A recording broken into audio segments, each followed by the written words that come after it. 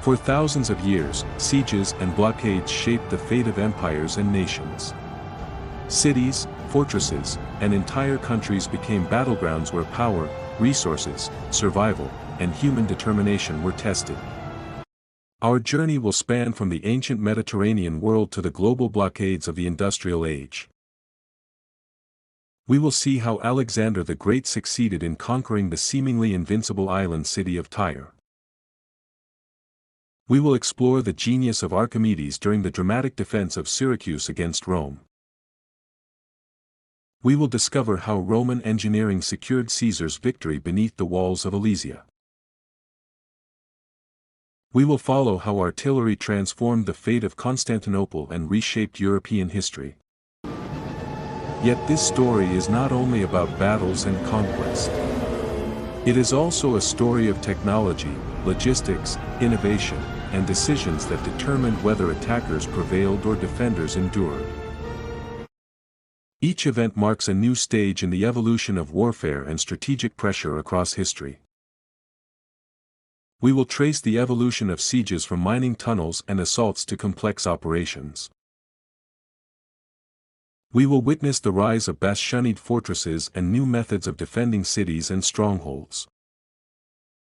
Special attention will be given to the role of industry, transport, and military supply systems. In the end, we will ask why blockades so often proved more powerful than direct assaults. The Siege of Tyre by Alexander the Great, 332 BC. In the spring of 332 BC, Alexander the Great arrived before Tyre. What stood before him was not merely a fortress, but a wealthy island city and major trading center long regarded as nearly impossible to conquer. Tyre stood on an island off the Phoenician coast and controlled important maritime trade routes. Its towering walls and the surrounding sea formed a natural defensive barrier against attackers. Alexander's army lacked a fleet powerful enough to launch a direct assault against the island city. He therefore ordered the construction of a massive causeway extending from the mainland into the sea. Along this causeway, siege towers, catapults, and other war machines were gradually deployed. The defenders of Tyre resisted with remarkable determination. They attacked the causeway, burned siege towers, and used their maritime advantage to delay construction and prolong the struggle. Later, Alexander received support from Allied fleets and imposed a complete naval blockade. The blockade prevented the defenders from receiving reinforcements, supplies, and outside support. After many months of fighting, the Macedonians finally breached the city's defensive system. Fierce combat then spread through the streets of Tyre and ended with Alexander's victory. The Siege of Tyre proved that engineering and planning could alter the very geography of war. The Siege of Syracuse, 214 to 212 BC. During the Second Punic War, Rome laid siege to Syracuse. The city possessed formidable defenses and a brilliant defender whose name would survive the centuries and become a symbol of ancient ingenuity. Syracuse stood on the eastern coast of Sicily and controlled important maritime routes in the region. The city's defense was organized by Archimedes, an outstanding scientist and engineer of antiquity. Catapults and ballistae struck Roman attackers at different ranges around the fortified city. Ancient sources describe unusual machines that were reportedly used against enemy ships. Roman assaults faced intense missile fire and a carefully prepared defensive system. Yet no technology could indefinitely offset the effects of a prolonged blockade. Time gradually began to favor the Romans while the resources and endurance of the city slowly declined. Over time, the Romans completed their encirclement and cut off Syracuse from vital supplies. The turning point came when part of the defenses was captured during a carefully timed attack. Once the defensive line was breached, Roman forces gained control over the city itself. During the fall of Syracuse, Archimedes was killed and became a symbol of scientific legacy. The siege proved that even remarkable inventions cannot replace resources and supply networks. The Siege of Alesia, 52 BC. In 52 BC, the fate of Gaul was decided before the walls of Alesia. Here Julius Caesar faced the revolt of Vercingetorix and the challenge of defeating forces that greatly outnumbered his own army. Alesia stood on elevated terrain in Gaul and was well suited for a prolonged defensive stand. Inside the stronghold were the forces of Vercingetorix along with numerous defenders. Caesar rejected an immediate assault and instead chose to rely on a methodical siege. The Romans constructed an inner ring of fortifications facing the besieged stronghold. A second defensive line was then built against the expected Gallic relief army from outside. The result was a unique system of double fortifications. It allowed the Romans to contain the garrison of Alesia while simultaneously resisting attacks from external forces. After some time, a large relief army arrived and attempted to break the Roman siege lines. The Romans were forced to repel attacks coming from two directions at the same time. Despite the difficult situation, discipline and organization preserved the strength of the defense. After the failure of the relief attempts, Vercingetorix was compelled to surrender. The victory at Alesia completed the conquest of Gaul and strengthened Roman power in the west. The Siege of Constantinople, 1453. In the spring of 1453, Constantinople faced its final trial. The Byzantine capital had resisted sieges for centuries, but now it confronted a new era of warfare and unprecedented military power. The city controlled the straits between Europe and Asia and possessed immense strategic value. Its primary defense consisted of the famous Theodosian walls and numerous fortified towers. Mehmed II placed his hopes on heavy artillery of a scale rarely seen before in warfare. Giant bombards gradually shattered sections of fortifications once considered impregnable. At the same time, the Ottomans sought to cut the city off from aid and supplies by sea. Keep moving! Pull in unison! Heave! One of the boldest decisions was the transport of ships across land. This maneuver bypassed defensive barriers and increased pressure on the defenders of the city.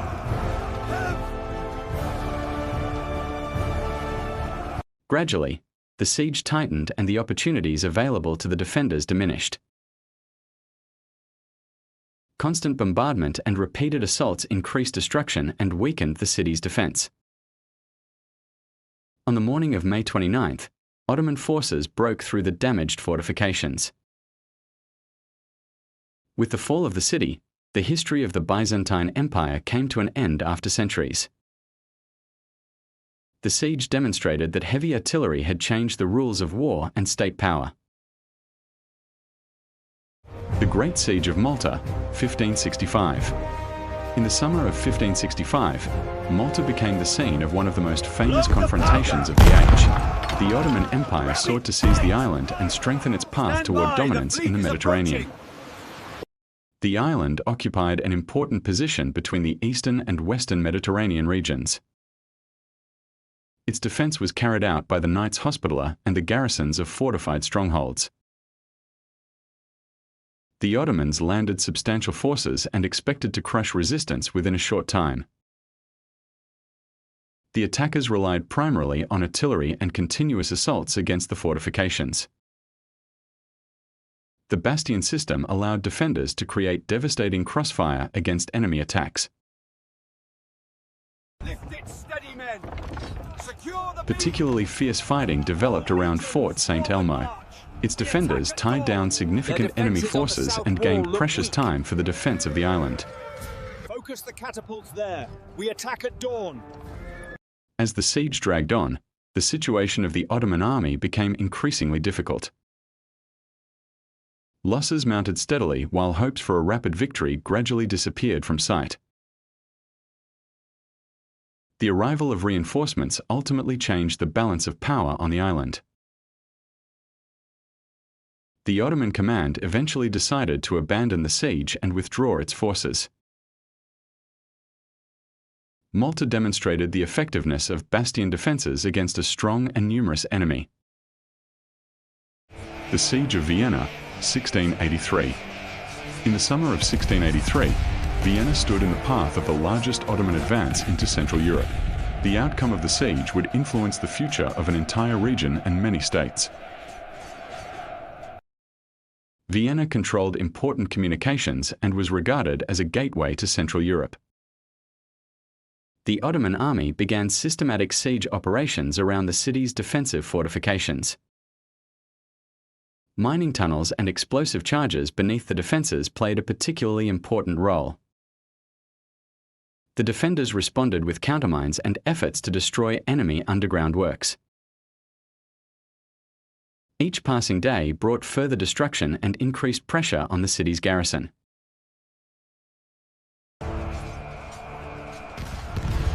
By early September, the situation had become critical. Many fortifications were damaged, and the defenders' resources were rapidly diminishing under the constant pressure of the siege.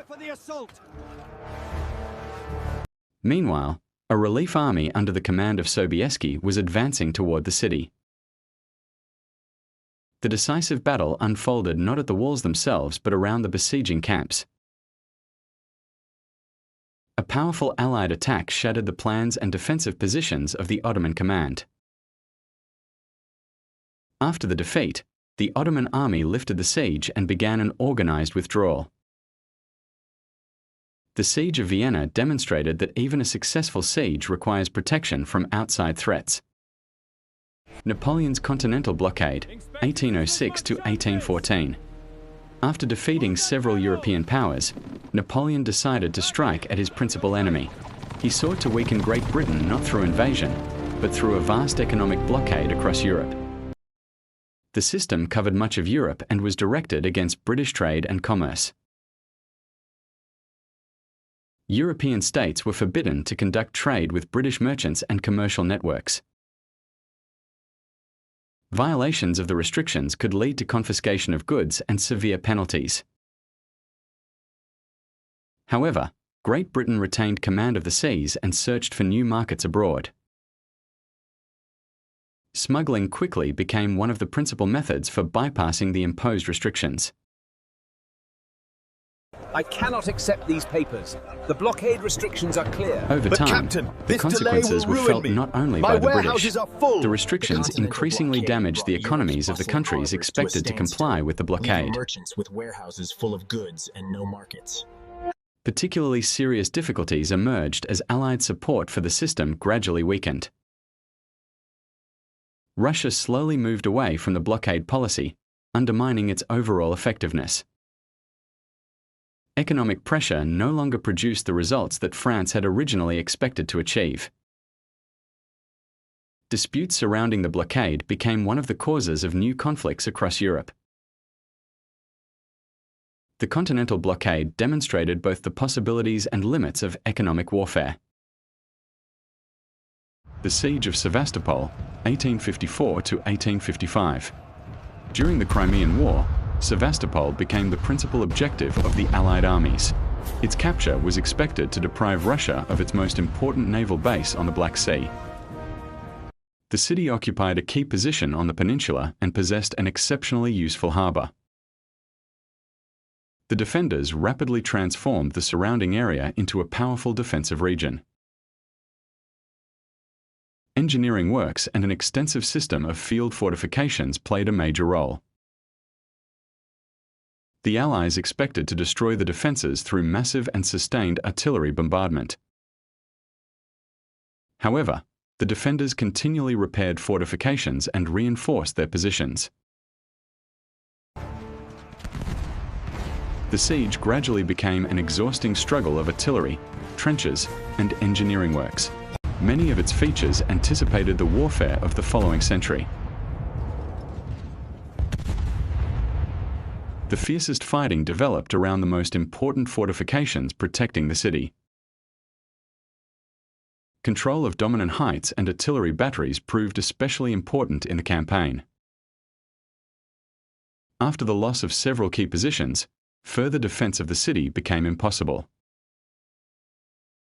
In September 1855, Sevastopol was abandoned by its defenders after a prolonged struggle. The Siege of Sevastopol became an important stage in the development of modern siege warfare. The Siege of Plevna, 1877. During the Russo-Turkish War, Plevna became one of the key centers of resistance. Its defense demonstrated how profoundly the role of fortifications and firepower had changed on the battlefield. The town occupied a favorable position on the routes of the Russian advance toward the south. The defense was organized by Osman Pasha, who quickly fortified the area around the town. The foundation of the defense consisted of trenches, redoubts, and carefully prepared positions. Modern rifles greatly increased the effectiveness of defenders at extended combat ranges. Several frontal assaults ended with heavy losses for the attacking forces involved. After unsuccessful assaults, the attackers shifted to a methodical siege. Gradually, the encirclement tightened around Plevna and reduced the freedom of action of the garrison. The isolation of communication routes became the principal means of pressure on the defenders. Over time, shortages of food and ammunition became a critical problem inside the defenses.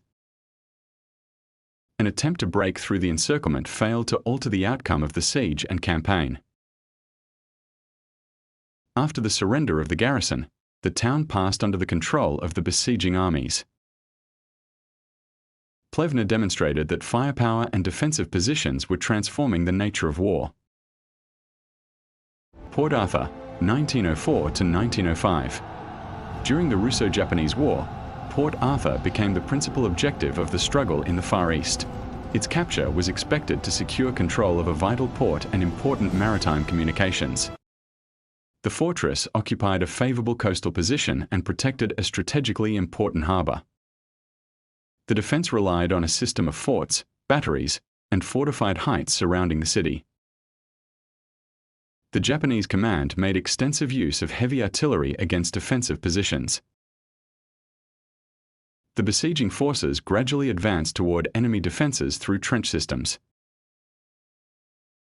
The struggle for dominant heights above the fortress acquired particular strategic importance. The capture of key elevations allowed artillery observers to direct fire onto the harbor and warships. This sharply worsened the defenders' position and altered the course of the siege. After the loss of important positions, the prospects for continued defense rapidly diminished. Artillery began inflicting serious damage on both the fleet and the fortress fortifications. Months of combat exhausted the garrison and reduced its ability to continue resistance. At the beginning of 1905, the fortress surrendered after a long and difficult struggle. Port Arthur demonstrated the growing importance of artillery, reconnaissance, and positional warfare. The naval blockade of Germany, 1914 to 1918. During the First World War, the blockade of Germany became one of the most important instruments of struggle. Its purpose was to weaken the enemy through restrictions on trade, supplies, and resources. The principal operations unfolded around the North Sea and the approaches to German ports. Naval forces controlled shipping routes and inspected cargoes carried by neutral states. Many goods could not reach Germany even through intermediaries and third-party countries. Gradually, the restrictions began affecting industry and the supply of the civilian population. Shortages of food and raw materials became increasingly noticeable as the war continued. Unlike the classic sieges of earlier eras, the target of pressure was now an entire state. The blockade simultaneously affected the economy, industry, and society. Leading to severe shortages in every German city. Over time, the consequences of the blockade became increasingly visible on the home front. Supply difficulties complicated the production of weapons and other essential goods. One German response was unrestricted submarine warfare against enemy maritime communications. By the end of the war, economic exhaustion had become a major factor in the broader crisis. The blockade of Germany demonstrated that maritime control could influence the outcome of a world war. The Cuban blockade, Cuban Missile Crisis, 1962. In the autumn of 1962, the world stood on the brink of nuclear war. The discovery of Soviet missiles in Cuba triggered a crisis in which a naval blockade became the principal instrument of pressure and de-escalation. Cuba was located only a few hundred kilometers from the coastline of the United States. Aerial reconnaissance revealed missile installations and supporting military infrastructure. The United States leadership sought a way to halt the crisis without starting a war. A decision was made to establish a naval quarantine around the island of Cuba. Warships received orders to monitor and control the movement of vessels toward the island. For several days, the world watched a dangerous confrontation at sea. Any mistake could have led to a direct military clash between the two nuclear superpowers. At the same time, intensive negotiations were conducted between the leaders of the states. Diplomatic contacts gradually opened a path toward a peaceful settlement of the crisis. Ultimately, the parties reached agreements that made it possible to avoid war. The crisis ended with the removal of missiles and a gradual reduction of tensions. The Cuban blockade demonstrated that pressure can be used not only to wage war but also to prevent it. Conclusions. The evolution of sieges and blockades. The history of sieges and blockades reflects the history of human civilization itself. Armies, states, and technologies changed, yet the desire to deprive an enemy of freedom of action remained constant for millennia. From Tyre and Syracuse to Cuba, the geography of these conflicts extended across vast regions. In antiquity, success depended on walls, siege engines, and the ability to sustain supplies. The arrival of gunpowder transformed the balance between attack and defense on the battlefield. The response was the development of new fortification systems designed to resist artillery.